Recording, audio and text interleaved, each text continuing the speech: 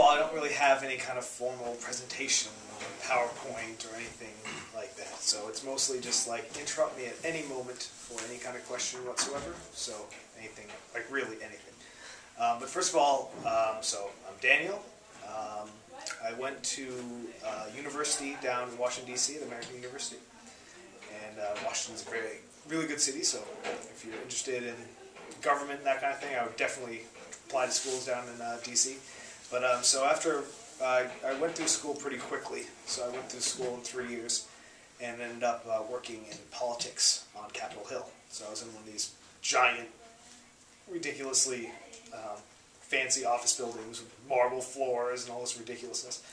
And so I was there with, like, you know, my nice little fancy badge that I could walk around Capitol Hill and felt like, you know, I was something big or something. But after you were there for more than a couple months, you realize that it's not really all that great. So I worked at Capitol Hill for about 1.5 years for a congressman, which was very exciting, interesting work, but also soul-crushing and depressing. So I decided, and I ended up realizing that I couldn't handle working there anymore. I just couldn't stand being under the fluorescent lights and having a really pressure-filled job. So I ended up quitting my job and deciding that I was going to go to Africa. So, which is, you know, classic, like, midlife crisis kind of thing. You know, I'm kind of young for midlife crisis. So I ended up literally Googling, like, you know, volunteering in Africa. Like, just sorting through, you know, hundreds of different organizations and finally finding something that was cheap. Because evidently, volunteering in Africa, you usually have to pay people for the opportunity to volunteer, which is kind of ironic. So I found the cheapest program I could find in all of sub-Saharan Africa, and it ended up being in this country, Cameroon, which I really didn't know anything about, and the organization I really didn't know anything about also. But it was cheap, so I said, well, I can at least afford it. So I packed my bags and went to Cameroon. So I ended up being picked up by this rather nice volunteer coordinator who's a Cameroonian, and being brought to just about a 2-3 day journey to get to my village up in rural southwest Cameroon. So you guys probably don't know where Cameroon is. So Cameroon is in the, as they say, the armpit of Africa. So it's right there. So it's right in, like, where it, like, bends. And it's not insulting calling it the armpit of Africa because Cameroonians say it's in the armpit of Africa. So I'm allowed to say it. So I'm just in the northwest region, just right in this corner over here. So Cameroon is not that big of a country, but in general in Africa it's hard to get around, so it feels big because it's so hard to travel. So I ended up being there for 9.5 months, and then I was kind of forced to come back home because I was sick for 2 of the last 3 months with various things. So I'm still recuperating. One thing about sub-Saharan Africa is very hard to stay healthy. So, and that was I also had I had malaria also, which was also lots of fun. Which I highly recommend experiencing at least once.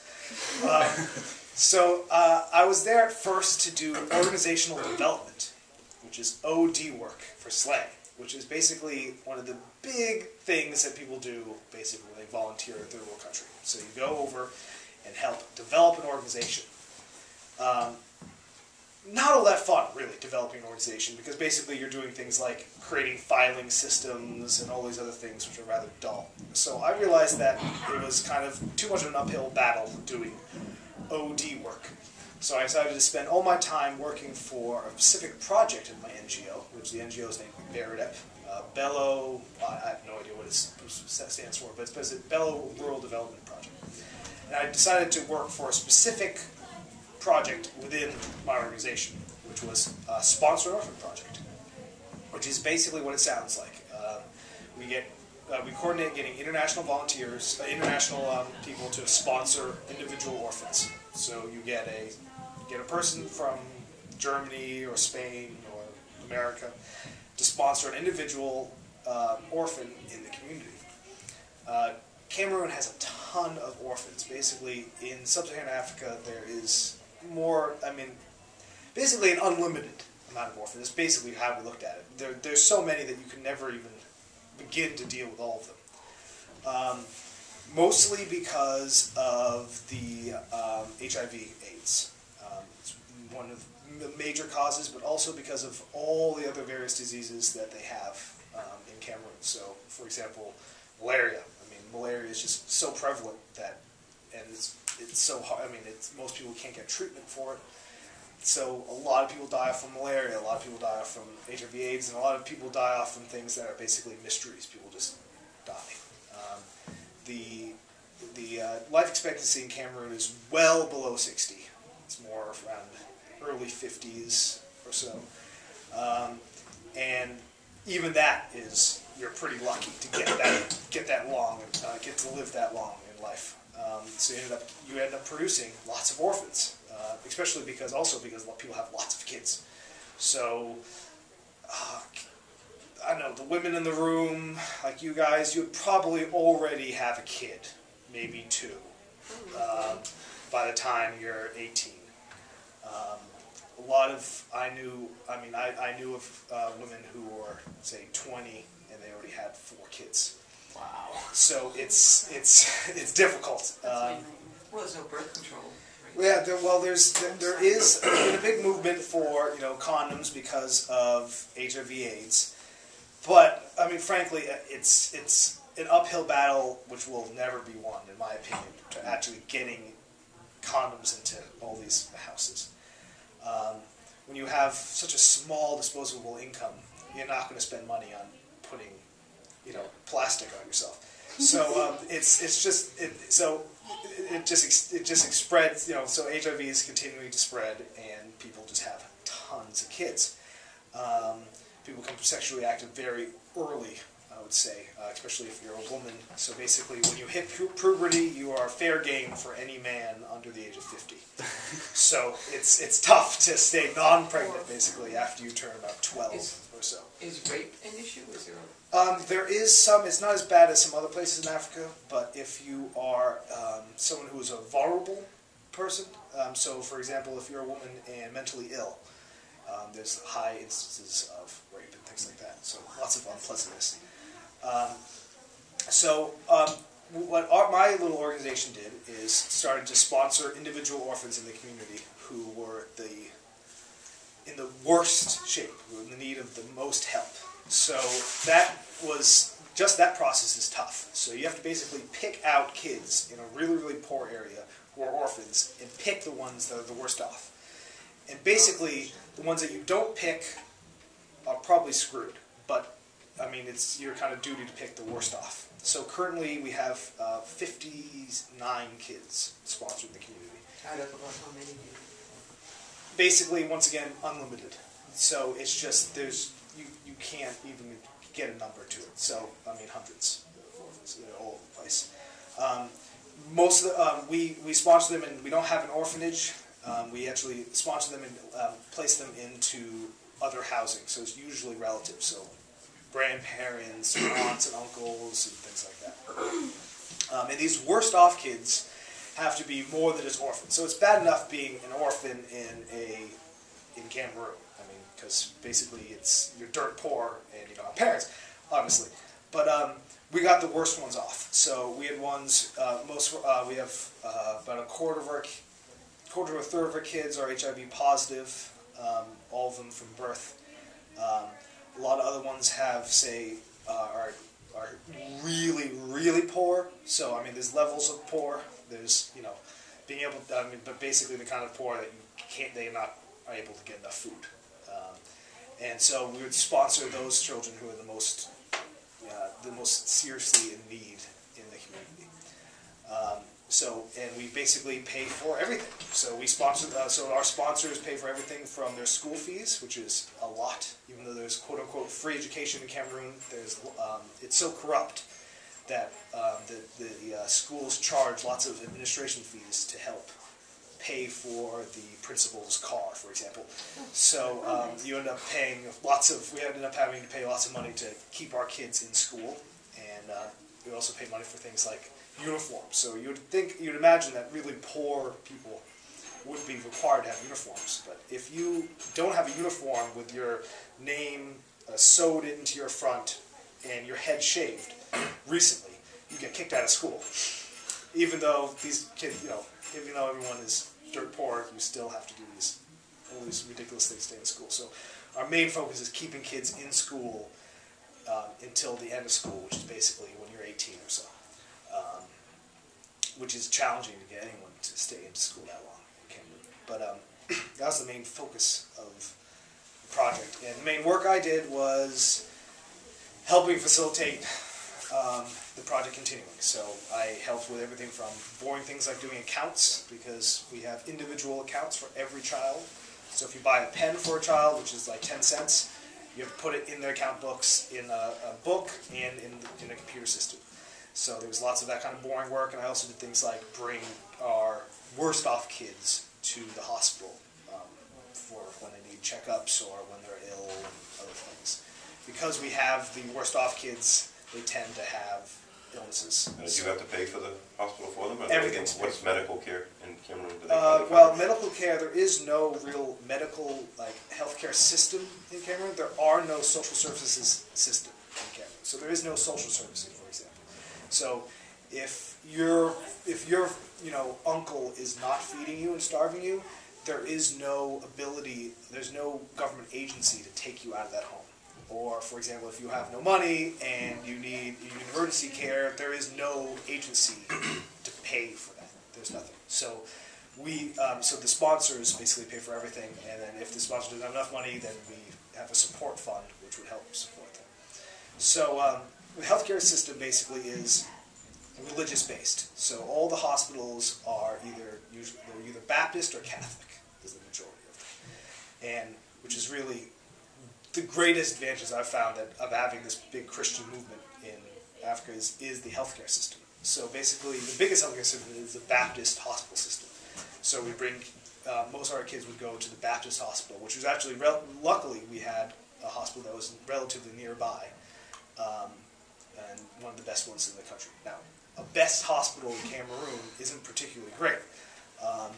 The worst spot in the hospital, which I ended up spending more time than I'd like to spend, was the children's ward. And if you've ever seen a movie about maybe Civil War or maybe World War I or something like that, you can kind of get an idea of what a children's ward looked like. It's basically one big long building and beds just next to each other, separated by maybe 1.5 feet, just all the way down the line on both sides. So maybe 50 beds, 25 on each side, all the way down. There's no curtains, there's no kind of separation, everything's open, which is frankly unpleasant because lots of sick kids are a bit loud and their family's a bit loud, especially if the kid is dying. And so you're constantly kind of have that in your face. So if your kid has, say, just a bout of tuberculosis, which is one of the kids that I spent some time in the hospital with, which is pretty serious, but not as serious as other things you can get. You have to deal with the kid who's about 1.5 feet away in the bed next to it, who has severe dysentery or who has severe malaria. And the hospitals don't have full care. So the hospitals will take care of your medical needs, but that's it. So you need a caregiver to feed the child, to bathe the child. Everything is having to be done. So we ended up doing that. So I ended up having to bring food for our kids who are in the hospital because the hospital won't feed them. They just don't have any money for it. And so you're filled with. So not only does the child's ward have all these children who are sick and miserable, you have their families all huddled together on these beds too, who are also just as, or probably even more miserable than the kids themselves. So that was one of the less pleasant things, but also one of the more rewarding things that I did in my work. Quickly about the level of poverty. When we think about poor, we think about, okay, so everyone's like rich and then there's poor people at the bottom. There is, what it is in Cameroon at least, and probably most of Africa, is that poor is just the way it is. People have never been rich, there has never been money, so people who have money, that's like the great exception to the rule. All of our kids lived in mud brick houses, so you make these big bricks, basically, just literally just out of mud.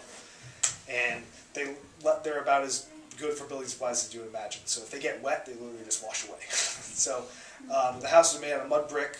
The majority of the house is one room for usually 3 generations.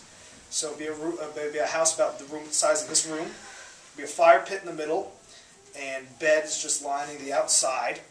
And then most people would have to share beds. You'd have grandparents, kids, and the parents all in the same space, all sharing. For some reason, they don't really have chimneys, so the fire pit would be like if we built a fire in the middle of this room right now. So it's just constant, just blanketed in smoke. I imagine I can't imagine that. I would think they would all get lung cancer eventually.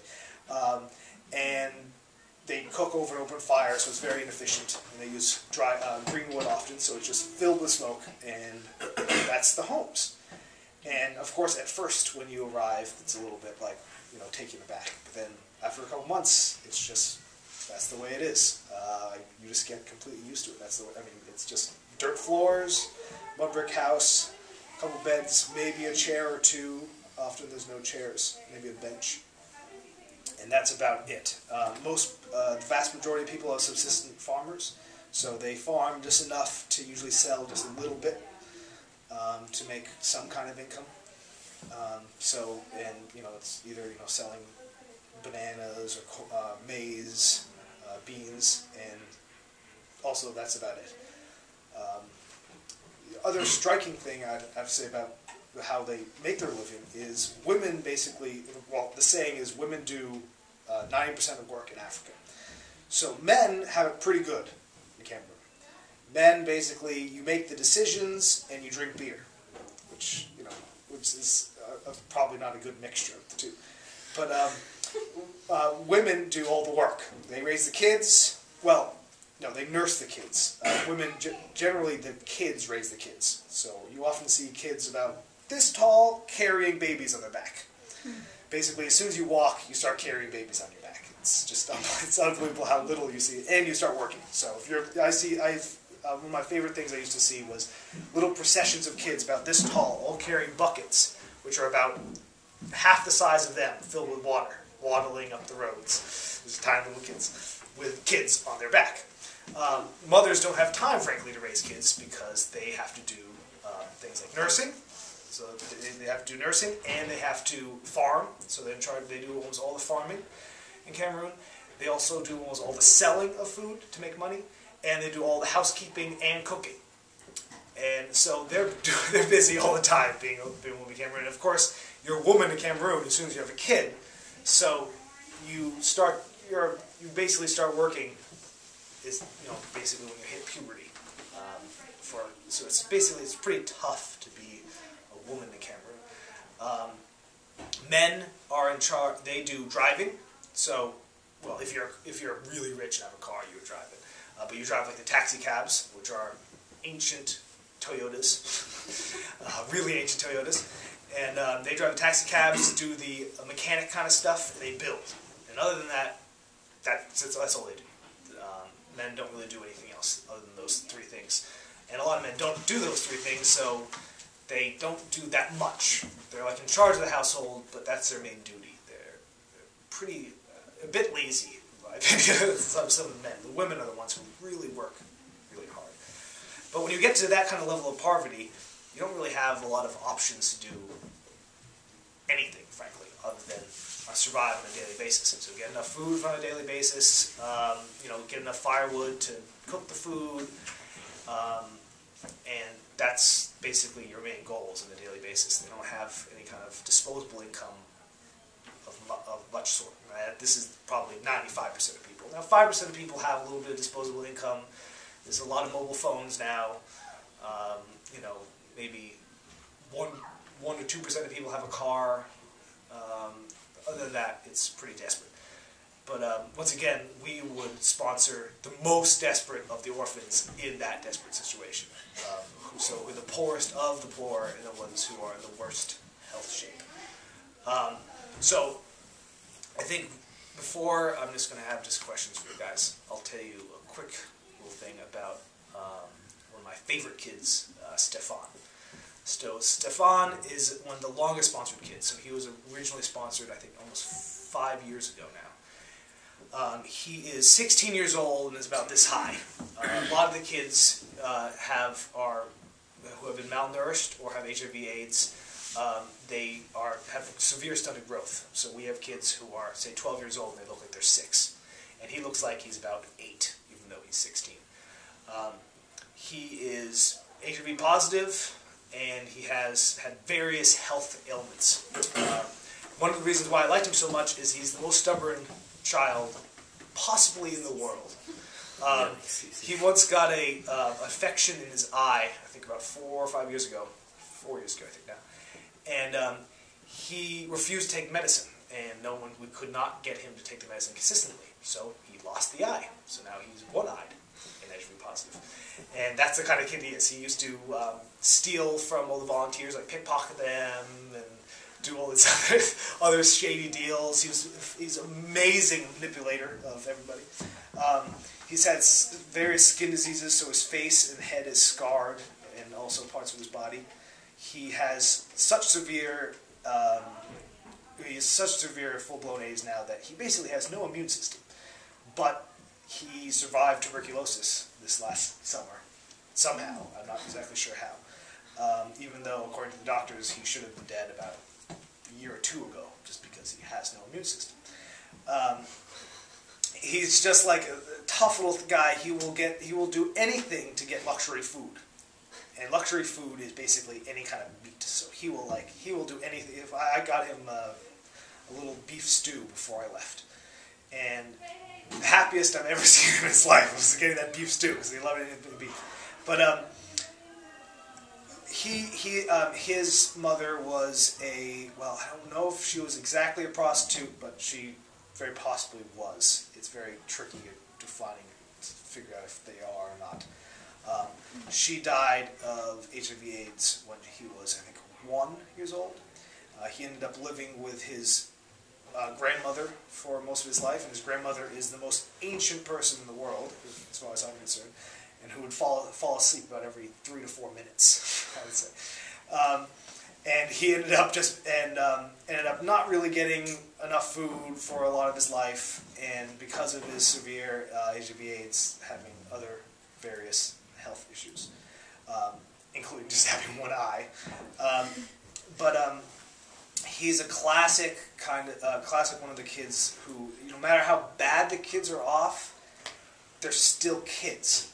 So you have a kid who is dying. So we have a lot, about a third of our kids are dying. I mean, they're not going to maybe not going to die next week, but they're going to probably die in the next couple of years. And you just have to know that off the bat.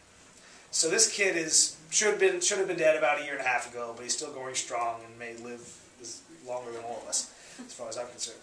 But so he's a dying kid. He has one eye, but you can't treat them like a patient. You can't treat them any differently as you treat another, spoiled, rotten little kid. You have to be harsh with them. You have to, tell them what the rules are. You can't be, and that was one of the things you had to get used to. It takes about 2 or 3 months to get used to treating kids like little, manipulative kids that they are, as you would treat any kids here if you're like babysitting or wherever it is. You have to treat them in a certain kind of moderately harsh way to get them to do what you want them to do. And with all the knowledge that these kids are dying. So one of our other kids, I have to tell you about this kid too. Rickson, he's also very, very sick. He's HIV/AIDS, and he has also even less immune system than Stefan. Basically 0 immune system. He has also advanced skin cancer and cancer in his leg. But of course his cancer is, you can't do anything about cancer when you have that severe AIDS, because any kind of cancer treatment would hurt your immune system even more and basically kill you. He has skin cancer growths, which of course we can't remove because any kind of surgery, even just he has a growth on his ear, for example, you can't chop it off because even just having any kind of surgery whatsoever is too dangerous for a kid who's that's severely HIV positive. But this kid, unlike Stefan, is severely depressed and basically doesn't care about living anymore. So basically but he's a sponsor kid, and part of our program is basically trying to keep him alive as long as possible. I mean, he's still alive and kicking. But you have to do some really tough things that really sound inhumane to get them to do things. For example, bribing kids with food to take their medication. So unless they show up to our after-school program, we have an after-school program which helps them with some educational needs. Unless they show up to the after-school program and they can't come and take their meds, we won't bring them to CHOP, which is basically one of the local restaurants, quote-unquote restaurants, to get food. So basically you're telling a kid, okay, if you don't show up, we're not going to feed you. And because you don't have any more tools. You can't take away their iPod or ground them or anything, because I mean they don't have a room. They don't have a kind of social life that we would kind of accept. They don't have any material things you would take away from. They don't have any kind of maybe very basic clothing, maybe two or three outfits total. So the only thing you have left is food. So that's one of the things that we had to do with several of our kids, is use food as a way to get them to take their medication, to keep them alive. Is saying, okay, well, we're not going to feed you unless you're taking your meds on, twice a day like you have to. Well, of course, one of the problems with HIV medication is you have to take them every time, and if you miss one, it completely screws you up. And of course, Rickson is terrible about taking his medication, and I ended up having to travel to his house a couple times a week, literally to watch him take his medication. But he'd still resist even that. But if you were in his face, he would usually take it. But I think, just concluding before I get some questions, I could go on, unfortunately, about experience kind of going into that kind of a difference, is that you can talk forever and still not really explain how it is there. But I think the big thing that I found is that as an individual, it's very hard to deal with the fact that you can't make much of a difference in a kind of big way. There is so much poverty and so much disease, so much tragedy, or as what we would think is tragedy, although they would just think of it as just normal life. At first, you go through basically the periods of mourning when you arrive, realizing how little you can actually do. And I found that the biggest thing that I brought back from my experience over there is really learning how, as I say, the real world is. We live in a really artificial, fake world. No one really, there's almost nobody in the world who lives like we guys. We do. We're the most luxurious top, 1-2%. The rest of the world is still living day to day, trying to get enough food in their mouth, and live in these, relatively small communities in their very basic housing, and they don't have access to all these things that we take for granted. And it educated me about really what the rest of the world, what the real world, is actually dealing with on a daily basis. And that even though if you do a little difference, it's better than nothing. Because I helped a couple kids, I got a few more meals in a couple kids' mouths. I brought a few kids to the hospital that needed to get there. I didn't make much of a difference.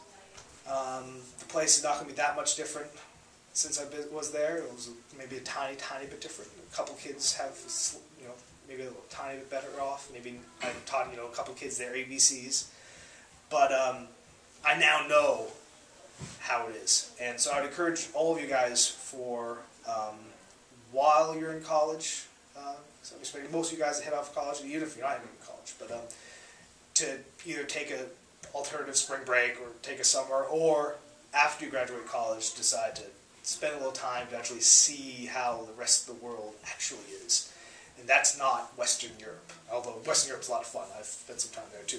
But at the real world, like Southeast Asia, Africa, some places that are, where most of the people in the world are living there. That's where the population growth is. That's where more and more of the world population is, and seeing how it is. Even if it's for a short amount of time, I would recommend longer amount of time because you can't really fully grasp a place after only a month or so. But just to see it, because it will really change your perspective of things. And I don't know, it's a little depressing, but it's also empowering. It's an important thing to do. So I guess that's the main thing that I would definitely recommend to all you guys. It's not that expensive. It's better. I mean, like, other than going to going like a spring break or something junior year to some ridiculous place like South Florida or like Mexico or something to get really hammered. It's a lot more enriching to spend the same amount of money to get a flight to, say, Cameroon and really experience something. And I think that's my number one thing. But I could talk for hours and hours, so I'm not going to talk right now much anymore. I want to answer any questions. I can answer questions about anything from the orphans to food to transportation to diseases. So whatever you want. I know plenty of diseases firsthand. Yeah. So guys, do you have any?